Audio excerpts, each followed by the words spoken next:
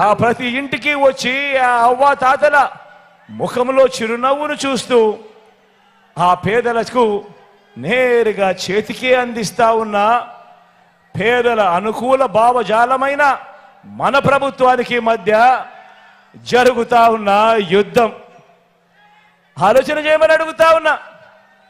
ఈరోజు ఈ కురుక్షేత్ర మహాసంగ్రామానికి సంబంధించి ఇన్ని విషయాలు చెప్పాను. మీ అందరూ నేను ఒకటి అడుగుతా ఉన్నాను. పేదల భవిష్యత్ కొరకు పేదలకు అండగా తోడుగా నిలబడేందుకు మీరంతా కూడా సిద్ధమేనా అని అడుగుతా ఉన్నాను.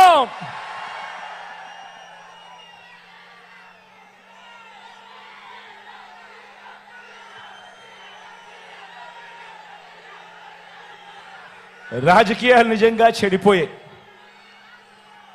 రాజకీయాలు నిజంగా దిగజారిపోయాయి. రాజకీయాలు నిజంగా ఏ స్థాయికి చెడిపోయాయి, ఏ స్థాయికి దిగజారిపోయాయి అనంటే అవ్వ తాతలకు ఇంటి వద్దనే ఇచ్చే పెన్షన్లు తాము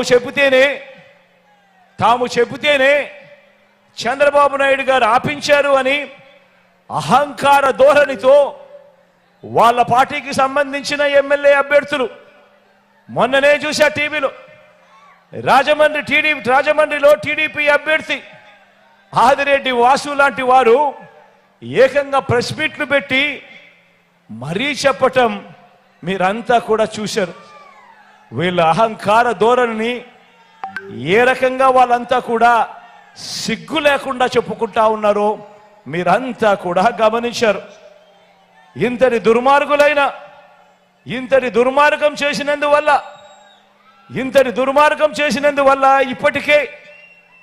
ఇప్పటికే రోజులుగానే నిన్న ఈ రోజు ఈ మధ్యకాలంలోనే ఏకంగా 31 మంది అవ్వాతాతలు పెన్షన్లు అందుకునే పరిస్థితిలో అందుకోలేక నడచలేక అవస్థ పడలేక ఏకంగా 31 మంది ప్రాణాలు విడిచిన పరిస్థితులు కేవలం ఈ 2 రోజుల్లో 31 మందిని చంపిన ఈ చంద్రబాబు నాయుడు గారిని హంతకుడు అందామా, లేకపోతే అంతకన్నా దారుణమైన పదం ఏదైనా ఉంది అంటే అదందామా అని చెప్పి ఆలోచన చేయమని కోరుతా ఉన్నా.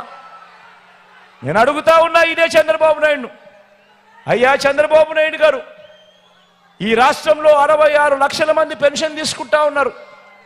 అవ్వ తాతలు ఉన్నారు, వితంతు అక్క చెల్లెమ్మలు ఉన్నారు, నా దివ్యాంగులు ఉన్నారు. మీ